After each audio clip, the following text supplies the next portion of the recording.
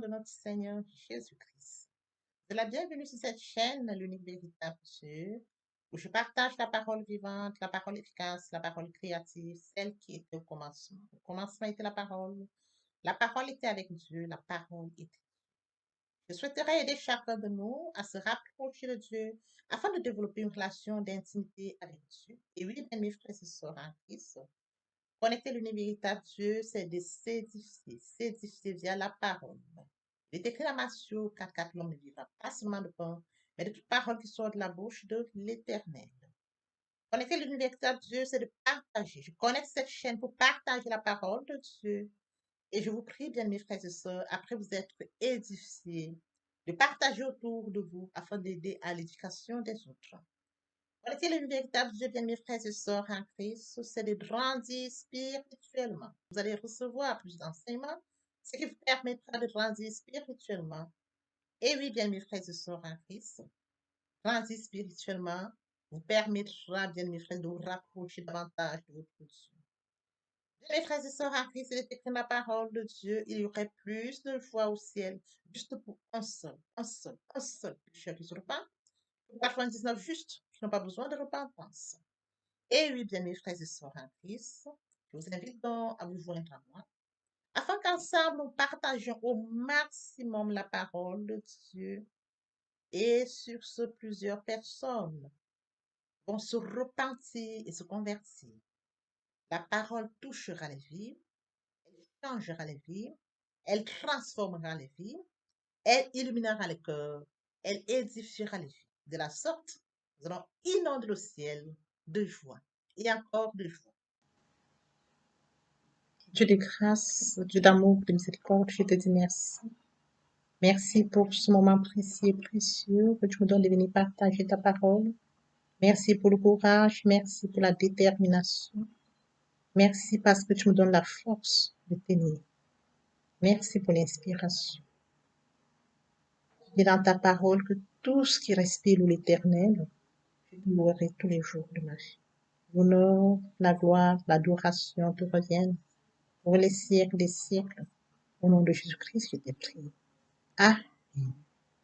Bien-aimés dans le Seigneur, je me réjouis de revenir partager avec vous en ce moment précis et précieux la parole de Dieu. Il est écrit dans la parole de Dieu que tout ce qui respire loue l'Éternel. Louons l'Éternel par cette très belle chanson. Le Saint-Esprit est là. Le Saint-Esprit est là. La nuit a disparu et Dieu donne le salut. Et sur le monde entier, le grand jour s'est levé. Le Saint-Esprit est là.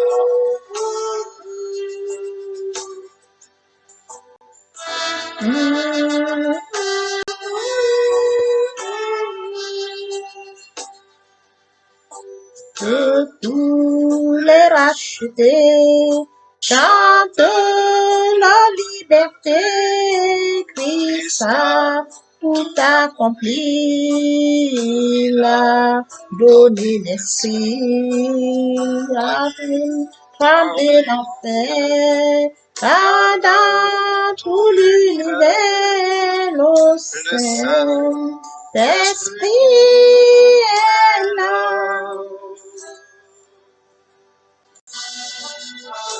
Le Saint-Esprit est là. Le Saint-Esprit est là.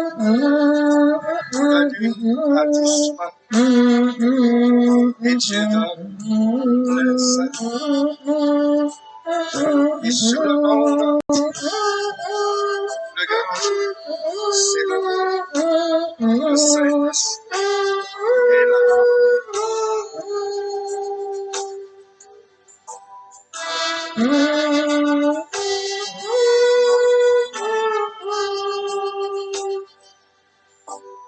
Que tous les rachetés chantent la liberté, Christ a tout accompli, il a donné l'esprit, voyez trembler l'enfer, car dans l'univers, le Saint-Esprit est là, le Saint-Esprit est là, le Saint-Esprit est là, la nuit a disparu, le Saint-Esprit est là. Dans le Seigneur, passons en prière. Dieu de grâce, Dieu d'amour, de miséricorde, Alpha, Oméga, nous te bénis ce matin. Je t'élève, je t'acclame, je t'honore, je te célèbre. Le Dieu des dieux, le roi des rois, l'Alpha, l'Oméga, le début, la fin de toutes choses. Dieu véritable Dieu. Merci pour ce nouveau matin, pour ce nouveau jour. Merci pour le souffle de vie compté parmi les vivants, Père. Nous te sommes infiniment reconnaissants. Ce n'est pas par notre force, c'est par ta grâce. En ce matin, Père, tu nous bénis, tu déverses sur nous faveur, grâce et bénédiction. Sans bien sanctifier les lieux, dresse autour de moi un mur de feu, afin d'éloigner toute influence négative qui pourrait nuire à ma prière. Arrange ces cuisses-là. Conduis-la afin qu'elle parvienne agréablement aux oreilles de mon Dieu. Merci, Saint-Esprit. Père, je te dis merci pour ce moment précieux et précieux que tu me donnes de venir honorer à ce rendez-vous partage de ta parole. Qu'elle touche encore ce matin, qu'elle touche les vies ce matin, qu'elle sente sémence dans les corps, qu'elle porte les fruits. Tu sais le faire, tu peux encore le faire. L'honneur, la gloire et l'adoration te reviennent pour les siècles des siècles. Au nom puissant de Jésus-Christ, je te prie. Amen. Bien, mes frères et sœurs en Christ dans le Seigneur, il est écrit dans Philippiens 3, 10, 11, afin de connaître Christ et la puissance de sa résurrection et la communion de ses souffrances en devenant conforme à lui dans sa mort pour parvenir, si je puis, à la résurrection d'entre les morts. Il est bien évidemment écrit dans Luc 30, 31, pendant qu'il était à table avec eux, il prit le pain et après avoir rendu grâce, il le rompit et leur donna. Alors leurs yeux s'ouvrirent et ils le reconnurent, mais ils disparurent. Bien, mes frères et sœurs en Christ, ce matin, nous allons partager notre enseignement intitulé La puissance de la résurrection. Permettez-moi de toucher un point très important, celui de mourir en soi et de naître en Christ, qui est la repentance et la conversion. Bien, mes frères et sœurs en Christ, Dieu a tant aimé le monde qu'il a donné son Fils unique, afin que quiconque croit en lui, ne périsse point, mais qu'il ait la vie éternelle. Comment pouvons-nous passer outre? Comment pouvons-nous outrepasser un tel amour? Dieu nous a aimés, il a donné son Fils qui a payé pour nous à Golgotha. L'œuvre de la croix ne doit pas être vaine. Raison pour laquelle j'appelle ce matin, frères et sœurs, que nous puissions ensemble partager la parole afin qu'elle puisse au maximum de personnes qui sont loin du Père, loin de la source, loin de leur premier amour. Ils recevront la parole, ils vont s'édifier la parole et ils reviendront à leur premier amour. De la sorte, via votre canal, vous aurez, bien mes frères et sœurs, contribué à la repentance et la conversion de nos frères et sœurs. Il y aura plus de joie au ciel, encore et encore, nous allons inonder le ciel de joie et de joie. Je consacre la deuxième partie de mon enseignement sur là, où j'apporte plus de détails pour ce qui est de la repentance et de la conversion. Je fais suivre de la prière. Et après ça, je passe à la troisième partie qui fait suite à la deuxième. Il est question de la nouvelle vie. Et en quoi consistera la nouvelle vie? Il est question d'aller par sa démarche personnelle, rechercher Dieu. Je le dis souvent, sur 24 heures, il faut choisir une heure à laquelle chacun va rechercher Dieu. De commencer ou alors de parfaire sa relation d'intimité. C'est très important. Nous sommes créés à son image et à sa ressemblance. Pourquoi devons-nous vivre loin de lui? Vivre loin de Dieu, c'est vivre loin de sa destinée, c'est vivre à sa perte. Le commencement était la parole était avec Dieu, la parole était Dieu. Sur ce, revenons à notre enseignement de ce matin, la puissance de la résurrection. Et oui, bien, mes frères et sœurs en Christ, Jésus-Christ est réellement ressuscité. C'est un fait historique. Bien, mes frères et sœurs, nous avons touché quelques points déjà précédemment pour marquer la résurrection de Jésus-Christ. Ce matin, nous avons touché encore un point très important, bien, mes frères et sœurs en Christ, quelques sources qui célèbrent la résurrection de Christ. Nous avons quelques points très marquants qui vont toucher alors cette partie. Et ces points nous permettront de comprendre en profondeur, bien mes frères et sœurs en Christ, la résurrection de notre Seigneur Jésus-Christ. C'est quelques ressources qui célèbrent la résurrection de Jésus-Christ. Et oui, bien mes frères et sœurs en Christ, pour ce faire, nous allons commencer par la lecture, bien mes frères et sœurs en Christ, de Luc 24, verset 30 ou 31. Pendant qu'ils étaient à table avec eux, il prit le pain et après avoir rendu grâce, il le rompit et le leur donna. Alors leurs yeux s'ouvrirent et ils le reconnurent, mais il disparut de devant eux. Il est question des disciples de Jésus-Christ. Il est question de notre Seigneur Jésus-Christ. Il était à table avec ses disciples. À partir du moment où il a coupé le pain et après avoir rendu grâce, il rompit et leur donna, leurs yeux s'ouvrirent. Et lorsque leurs yeux s'ouvrirent, ils reconnurent le Seigneur Jésus-Christ. Ils le reconnurent. Ils ont su que ça, c'est notre Seigneur. Voyez-vous, comme première ressource, bien mes frères et sœurs en Christ, l'ouverture des yeux des disciples. Il est question de comprendre que la résurrection de Jésus-Christ, bien mes frères et sœurs en Christ, se célèbre. Nous célébrons cette résurrection via l'ouverture des yeux des disciples. Voyez-vous, la résurrection de Jésus-Christ se démarque par les yeux des disciples. En quelques ressources qui célèbrent la résurrection de Christ, nous avons comme premier point ce matin l'ouverture des yeux des disciples. C'est écrit dans Luc 4, nous avons lu 30. Comme deuxième point, bien mes frères et sœurs en Christ, nous passons de gloire en gloire.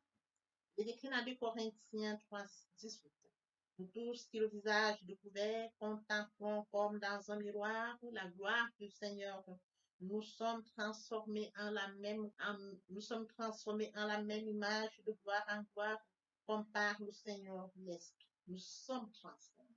Nous acceptons Jésus comme Seigneur et Sauveur. Nous acceptons l'œuvre de la foi. Nous reconnaissons qu'il est mort à Golgotha pour nous, nos fautes, nos manquements, nos désobéissances.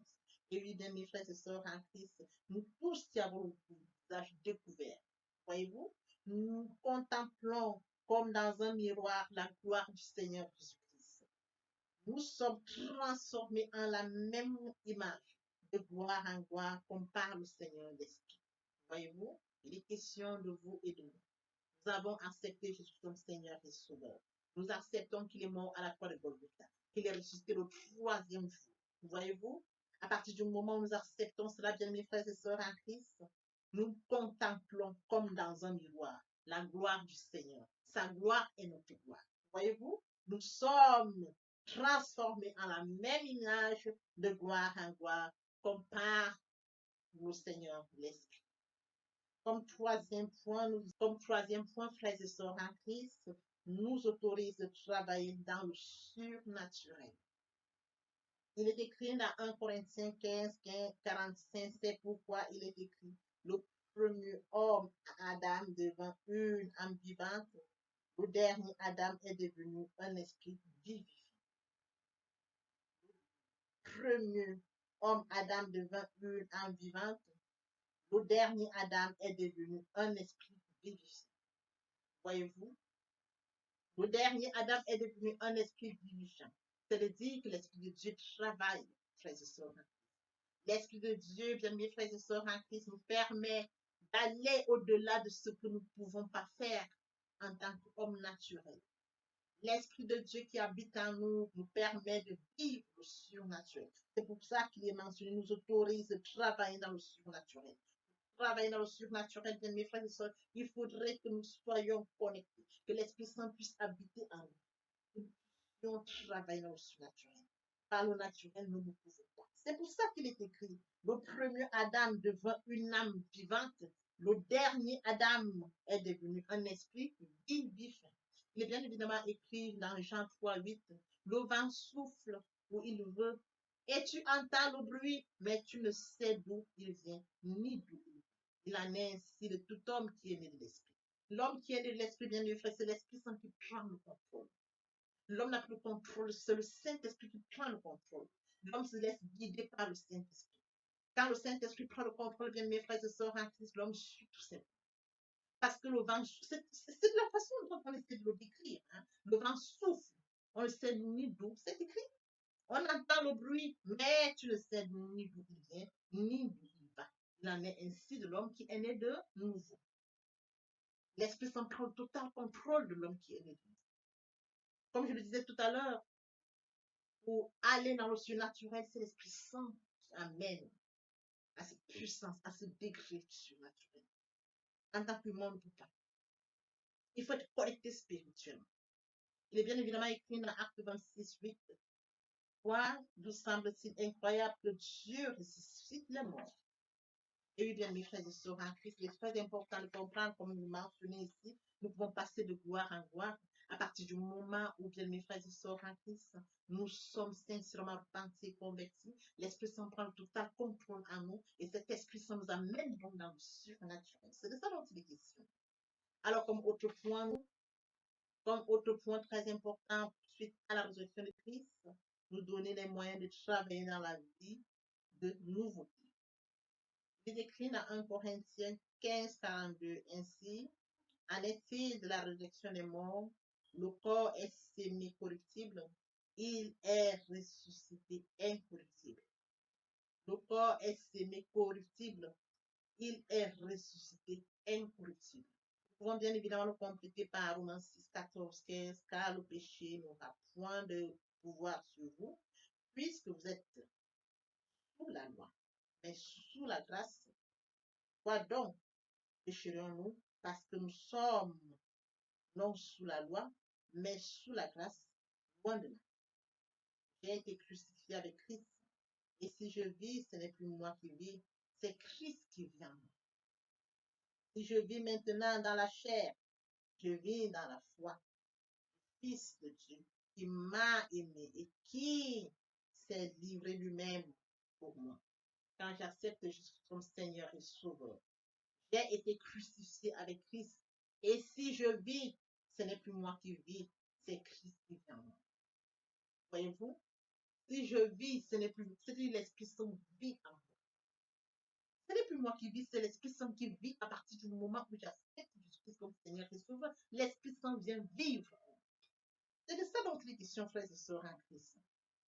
Si je vis maintenant dans la chair, je vis dans la foi du Fils de Dieu qui m'a aimé et qui s'est livré lui-même pour moi. Voyez-vous? Il s'est livré lui-même pour moi. J'ai cette ferme assurance. J'ai la foi que je vis dans la foi au Fils de Dieu qui m'a aimé et qui s'est livré lui-même pour moi.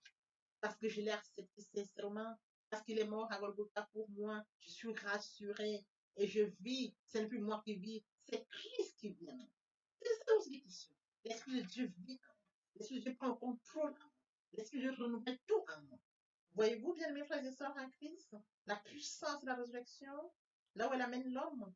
Et oui, bien, mes frères et sœurs en Christ, nous allons toujours poursuivre dans notre même lancée. Ce matin, bien, mes frères et sœurs en Christ, ce matin, qui va dans la même lancée, il accélère notre corps mortel pour la santé et la vitalité. Il est écrit dans 1 Corinthiens 15, 44, 45. Il est sémé corps animal, il est ressuscité corps spirituel. S'il y a un corps animal, il y a aussi un corps spirituel. C'est pourquoi il est écrit, le premier homme Adam devient un homme vivant, une âme vivante. Le dernier homme Adam devient une âme vivifiante, un esprit vivifiant. Et si l'esprit de celui qui a ressuscité Jésus-Christ, les morts habitent en vous, celui qui a ressuscité Christ d'entre les morts rendra aussi la vie à vos corps mortels par l'esprit qui habite en vous. Si celui qui a ressuscité Christ d'entre les morts habite en moi, celui qui a ressuscité Christ d'entre les morts donnera aussi la vie à mon corps mortel par l'esprit qui habite. Parce que j'accepte Jésus comme Seigneur et Sauveur, l'esprit qui habite en moi, bien mes frères et sœurs en Christ, manifeste ce qui s'est manifesté pour Jésus. Voyez-vous, c'est une transition. J'ai accepté Jésus comme Seigneur et Sauveur. L'esprit qui habite en Jésus habite en moi. À partir du moment où l'esprit qui habite en Jésus habite en moi, alors, bien mes frères et sœurs, à mon corps mortel, par l'esprit qui habite. C'est de ça notre question. Très compréhensible parce que si l'Esprit de Dieu habite en moi, bien mes frères et sœurs en Christ, c'est parce que j'ai accepté Jésus comme Seigneur et Sauveur. Je manifeste ce qui est arrivé en Christ. C'est tout à fait normal parce que je l'accepte comme Seigneur et Sauveur. Je reconnais qu'il est mort à Golgotha pour moi. L'Esprit Saint vient habiter en moi. À partir du moment où l'Esprit Saint habite en moi, alors le verset biblique, comme il dit, et si l'Esprit de celui qui a ressuscité Jésus-Christ dans les morts habite en moi, si cet Esprit habite en moi, bien mes frères et sœurs en Christ, celui qui a ressuscité Christ dans les morts rendra aussi la vie à mon corps. Rendra aussi la vie à mon corps mortel par l'Esprit qui habite en moi.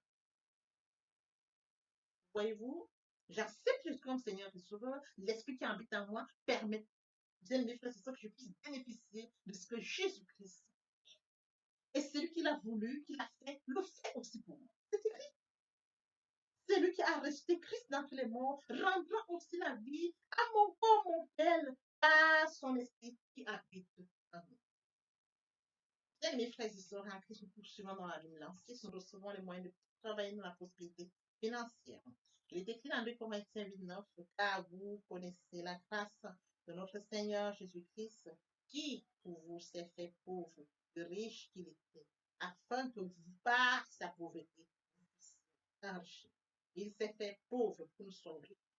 Il s'est appauvri pour que nous puissions prendre la richesse. Bien, mes frères et sœurs en Christ. Il est bien évidemment écrit dans Apocalypse 5:12. Il disait d'une voix forte, l'agneau qui a été immolé est digne de recevoir la puissance, la richesse, la sagesse, la force, l'honneur, la gloire et la loi. L'agneau qui a été immolé est digne de recevoir la puissance, la richesse, la force, l'honneur, la gloire et la louange. Il a été immolé. Il est digne de recevoir ça. À partir du moment où j'accepte Jésus comme Seigneur et Sauveur, sincèrement repentir, converti, j'accepte le la foi. Bien mes frères et sœurs, je reçois tout de même la puissance, je reçois la richesse, je reçois la sagesse, la force, l'honneur, la gloire et la louange. C'est de ça nous dit question. Nous rentrons dans cette prospérité, la prospérité financière. Et dans l'Apocalypse, nous avons plus que la prospérité financière. La puissance, la richesse, la sagesse, la force, l'honneur, la gloire et la louange. Alors, lorsque nous poursuivons dans la même lancée, bien mes frères et sœurs en Christ, il nous autorise de travailler dans la domination. Nous allons dominer. Dans Éphésiens 2:6, il nous a ressuscités ensemble et nous a fait asseoir ensemble dans les lieux célestes avec Christ. Nous sommes assis dans les lieux célestes. Christ est mort pour nous. Nous ne sommes pas morts. Nous avons péché. Mais Christ est mort pour nous à la croix de Golgotha. Mais nous sommes assis ensemble. C'est écrit. Il nous a ressuscités ensemble et nous a fait asseoir ensemble dans les lieux célestes en Jésus. C'est en Jésus-Christ que nous pouvons être assis ensemble dans les lieux célestes. C'est en Jésus-Christ. C'est à partir du moment où nous acceptons Jésus comme Seigneur et Sauveur que tout ceci est possible. Il est bien évidemment écrit dans Éphésiens 1:20, il a déployé en Christ en nous ressuscitant des morts et en nous faisant asseoir à sa droite dans les lieux célestes. Nous sommes assis avec Christ dans les lieux célestes. Il est ressuscité, il est notre résurrection. Voyez-vous? Avec lui, nous sommes assis à la droite du Père. Bien, mes frères et sœurs en Christ, nous autorise de travailler dans la domination. Alors, il a la victoire. Dans Apocalypse 1:18. Je suis le premier et le dernier, et le vivant, j'étais mort. Et voici, je suis vivant au siècle des siècles. C'est la clé des morts et des séjours des morts. Jésus-Christ tient la clé des morts et des séjours des morts. Il est ressuscité. Il a une puissance. Il tient la clé des morts et des séjours des morts. La victoire. Il a triomphé la croix de Golgotha. Et aujourd'hui, il tient la clé des morts et des séjours des morts. Ainsi donc, puisque les enfants participent au sang et à la chair, il a également participé lui-même afin que, par la mort, il anéantisse celui qui a la puissance de la mort. C'est-à-dire, il anéantit sa puissance. Voyez-vous? Il a une puissance au-dessus de celui-là qu'on appelle le diable. Dans 1 Corinthiens 15:56, l'aiguillon de la mort, c'est le péché. Et la puissance du péché, c'est la mort. Le péché conduit à la mort. les ressources qui célèbrent la résurrection. Il est ressuscité, le troisième jour, il est ressuscité. Les disciples ont pu constater l'ouverture des cieux, la puissance des manifestations. Oui, bien, mes frères et sœurs, nous sommes assis à la droite du Père, dans la domination. Il est écrit, bien dans Romains 8, et si celui qui a ressuscité Christ d'entre les morts habite en moi, celui qui a ressuscité Christ d'entre les morts donnera la vie à mon corps mortel par l'esprit qui habite en moi. Papa, je t'aime. Papa, je t'aime. Oh, papa, je t'aime. Tu es mon papa. Papa, je t'aime. Papa, je t'aime. Oh, papa, je t'aime. Tu es. Il a déjà préparé le plan pour Jésus. Il a un merveille pour nous, une mission pour laquelle nous vivons. Nous ne devons pas avoir peur. Nous devons rester fidèles, connectés à Dieu et non être distraits. Alors que cet enseignement nous serve, frères et sœurs en Christ, et que nous puissions, oh Dieu, continuer à rester fidèles à lui et à lui seul. Il est écrit, Dieu n'est pas un homme mentir, nous sommes pour se repentir. Ce qu'il a dit, ne le fera-t-il pas? Ce qu'il a déclaré, ne le déclarera-t-il pas? Papa, je t'aime. Papa, je t'aime. Oh, papa, je t'aime. Tu es mon papa. Papa, je t'aime. Papa, je t'aime. Oh, papa, je t'aime. Voici, nous allons poursuivre les deuxième et troisième parties de notre enseignement. Partie riche importante pour comprendre cette première pour notre édification. Nous préparons l'oreille pour la suite. Merci. Oui, bien, mes frères et sœurs en Christ, dans le Seigneur, je vous ai bien évidemment que nous comprenions que il est très important de vivre proche de Dieu. Pour nous qui étions loin de Dieu, qui étions éloignés de Dieu, qui avions une vie qui nous convenait, mais qui n'honorait pas notre Dieu, bien mes frères et sœurs, il est temps de réaliser que le moment est venu pour nous de nous rapprocher vers le Créateur, de nous rapprocher vers le Dieu qui nous a créé à son image et à sa ressemblance, de venir au Père, de revenir à la source. Bien mes frères et sœurs, en Christ, il est très difficile de vivre loin de sa destinée. Voyez-vous, permettez-moi de les forcer par le son à côté de la mer. Nous avons des briques, ils sont à côté de la mer. Nous avons toute espèce qui vit à côté de la mer qu'il a mise au monde. Comment pouvons-nous vivre loin de notre Dieu?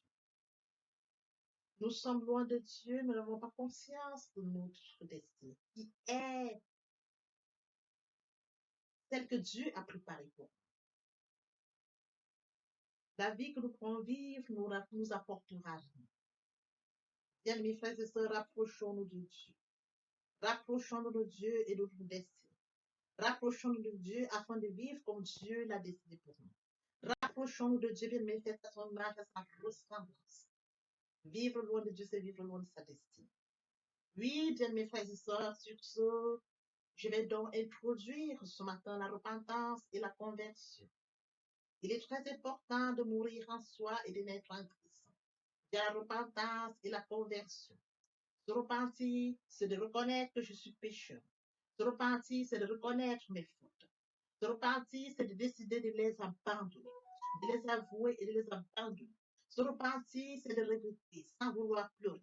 Se repentir, bien mes frères et sœurs en Christ, c'est de savoir que Jésus-Christ est mort sur la croix de Golgotha. Oui, bien mes Dieu a tant aimé le monde qu'il a donné son Fils unique, afin que quiconque croise en lui ne périsse point, mais qu'il ait la vie éternelle. Bien mes frères et sœurs en Christ, si nos péchés sont comme le cramoisi, ils deviendront blancs comme la neige. S'ils sont comme la pourpre, ils deviendront comme la laine. Telle est la parole de Dieu. Si nous confessons le péché, il est fidèle. Il est fidèle pour nous les pardonner et pour nous purifier de toute iniquité. Quel amour, bien mes frères et sœurs. Nous servons un Dieu fidèle. Dieu n'est pas un homme menti, ni le Fils de l'homme pour se repentir. Ce qu'il a dit, ne le fera-t-il pas? Ce qu'il a déclaré, ne l'exécutera-t-il pas? Bien, mes frères, il est très important de passer à la repentance. Et la conversion, c'est le fait de déplacer le centre de gravité de ma vie ancienne. Avant, j'avais une vie qui n'honorait pas Dieu. Je menais une vie qui me convenait, qui m'honorait. Bien, mes frères et sœurs, qui suis-je pour m'honorer? Je dois honorer le Dieu qui m'a créé. Raison pour laquelle, dans l'humilité, je dois rentrer dans la nouvelle vie. Les choses anciennes sont passées.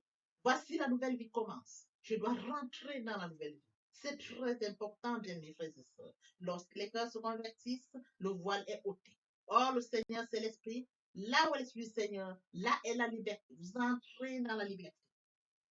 Oui, bien mes frères et sœurs, c'est très important de le comprendre. Vous entrez dans la nouvelle vie. L'Esprit Saint prendra le contrôle de cette nouvelle vie. Bien mes frères et sœurs, pour toutes les personnes qui ne se sont pas encore engagées à suivre le Seigneur, pour ceux qui se sont engagés et qui auraient abandonné pour quelque raison que ce soit, le moment est venu pour nous de rentrer en prière via cette chanson.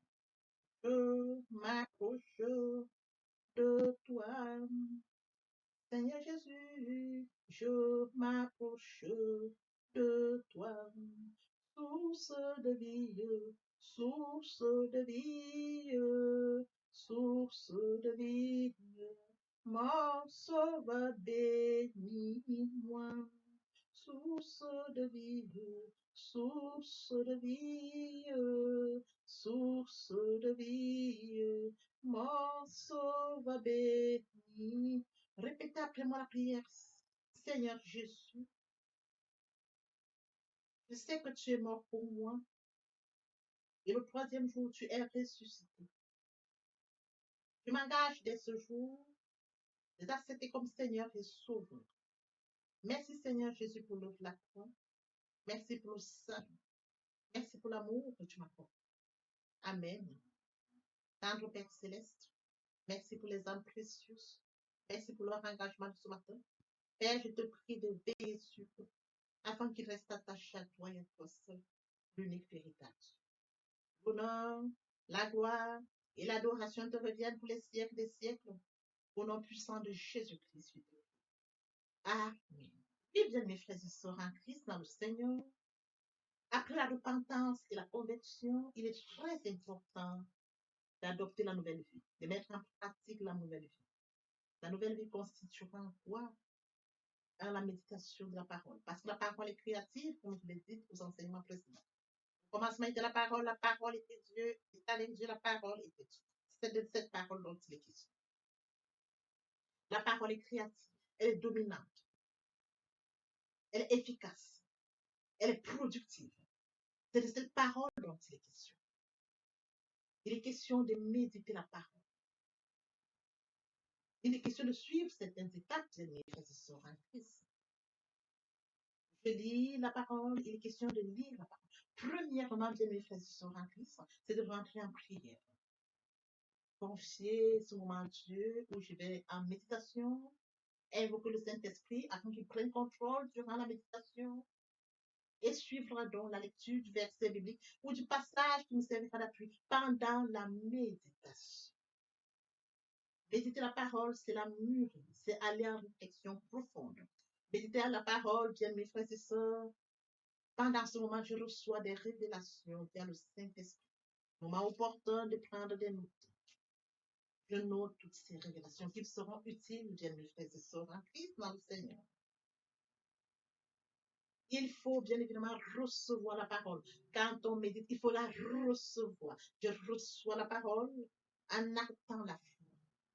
La foi est une ferme assurance des choses qu'on espère, une démonstration de celles qu'on ne voit pas. La foi vient de ce qu'on entend vient de la parole de Dieu. Acter la foi agissante. Il faut bien évidemment obéir à la parole. L'obéissance vaut mieux que le sacrifice. Abraham a acté la foi. Abraham a obéi. Donne-moi ton fils, ton unique fils, qui s'est levé. Le Seigneur m'a donné un fils. Le Seigneur me demande de lui donner mon fils. Je vais lui donner mon fils. Abraham n'a pas hésité.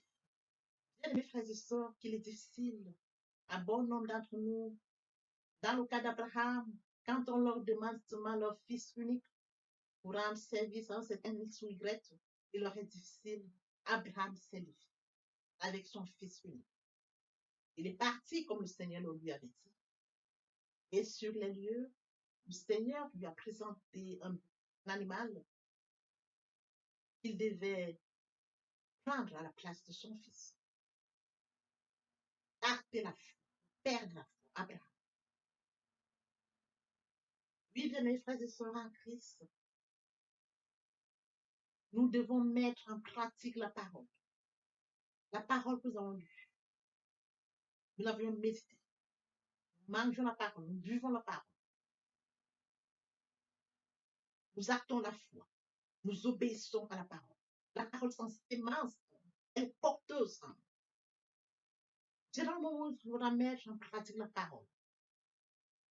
Oui, bien mes frères et sœurs en Christ, en louange la parole, en adoration la parole, en jeûne et prière la parole.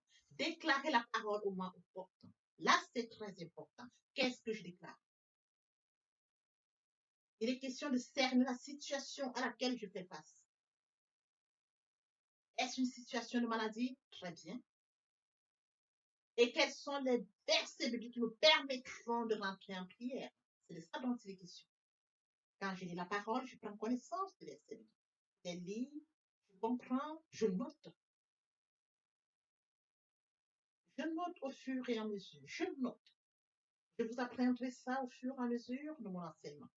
Pour que vous puissiez prendre connaissance des versets bibliques et comment est-ce qu'on pourra les noter par catégorie, les classifier pour mieux comprendre. Je les note et je m'en sers au moment opportun. La situation à laquelle je fais face, quel est le verset biblique? D'où l'utilité de la méditation, la parole. La parole depuis le commencement. Frères et sœurs, lorsque vous voulez bénir quelqu'un, vos parents vous bénissent via la parole. Toute chose, vous déclarez une parole. Dans de déclarer la parole face à une situation, la parole vivante, la parole efficace, la parole productive, la parole qui est au commencement, la parole qui est Dieu, je la déclare avec foi. Je la déclare. Et la parole est porteuse. Il est écrit, ma parole ne retourne point à moi, sans avoir exécuté ma volonté et accompli mes désirs. La parole. C'est cette parole qui va s'exécuter. Parce que Dieu est ça, et sa parole, depuis le commencement. Oui, bien mes frères et sœurs en Christ, voici comment est-ce que nous allons commencer cette nouvelle vie. Nous allons laisser l'ancienne vie, nous rentrons dans une nouvelle vie. Je voudrais que nous comprenions étape par étape comme un enfant qui fait ses pas. Il vient de naître, il vient dans un nouveau monde. On lui donne d'abord le lait. Au fur et à mesure dans son évolution, on lui donne ce dont il a besoin. Il grandit tout doucement.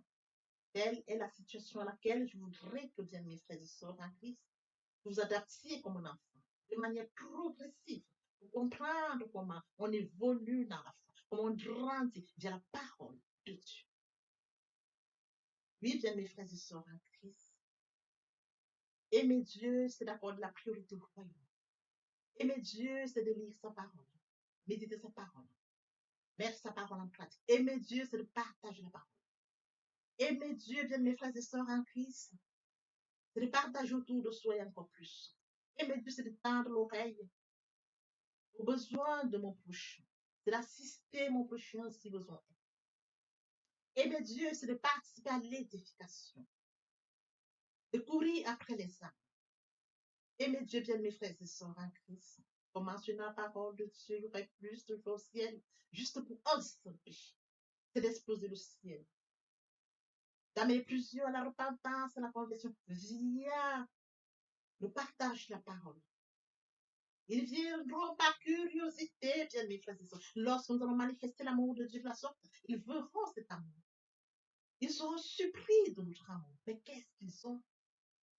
Qu'est-ce qui les touche? Dans cette curiosité, ils viendront comprendre pourquoi, comment nous manifestons l'amour naturel, l'amour qui vient de Dieu. Et alors, bien mes frères et sœurs, nous leur dirons, il est mort sur le Golgotha pour toi et pour moi. Cet amour, nous l'avions. Et toi aussi, tu peux l'avoir via la repentance et la conversion. Nous amenons les âmes à la repentance, à la conversion. Nous participons à l'éducation, à la repentance. Nous allons courir pour amener les âmes au Père.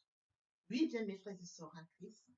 De la sorte, nous allons amener. Ils viendront, ils se joignent à nous. Voyez-vous, nous allons former encore plus et plus. Et que tous ensemble, nous serons encore plus efficaces pour recourir derrière d'autres âmes. Tel est le travail que nous avons. C'est de courir après les amener, et qu'ils restent, qu'ils se joignent à nous, et qu'ensemble nous allions encore à la conquête d'autres. C'est de ça qu'il est question, bien mes frères. C'est un travail. Je me dois de le faire. Tu te dois de le faire, que chacun y mette du sien. exploser le ciel comme mentionné dans la parole. Il y aurait plus de vie.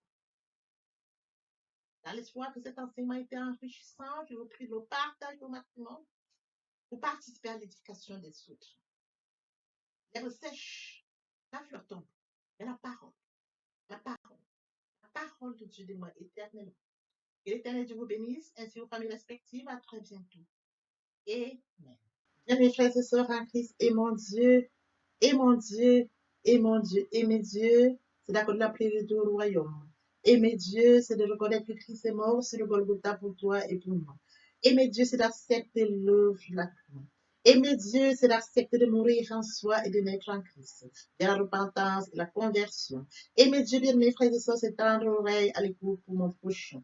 Aimer Dieu, bien mes frères et sœurs, en Christ, c'est de partager la parole. Partager afin qu'elle puisse toucher le maximum de personnes aux insultes de la paix. Aimer Dieu, c'est de permettre à ce que ceux-là qui sont loin de Dieu reçoivent la parole et viennent à la repentance et à la conversion. Aimer Dieu, bien mes frères et sœurs, c'est de participer à l'édification du ciel, car il est écrit, il y aurait plus de au ciel, juste pour un seul pécheur qui se repent, comme 99 justes qui n'ont pas besoin de repentance. Oui, bien mes frères et sœurs, en Christ de la sorte, nous manifestons l'amour de Dieu. Qui pourrait me séparer de l'amour de Dieu? Serait-ce la tribulation, ou l'angoisse, la persécution, ou la faim, ou la nudité, ou l'épée, ou le péril? Rien de cela ne pourrait me séparer de l'amour de Dieu.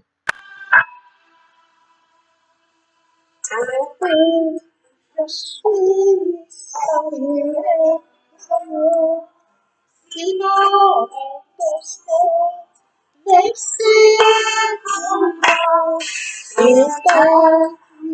et la paix, la gloire de Dieu, je suis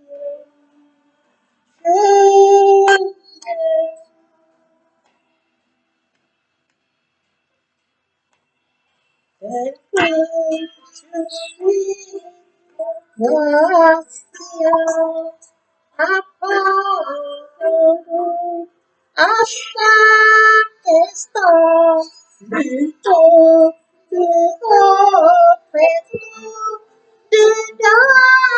l'agneau de Dieu, je suis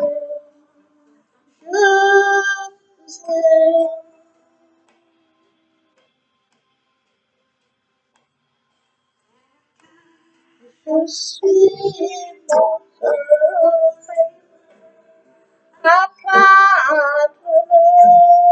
Dieu tel qu'il est, pour tout changer souvent, parfait agneau de Dieu juste.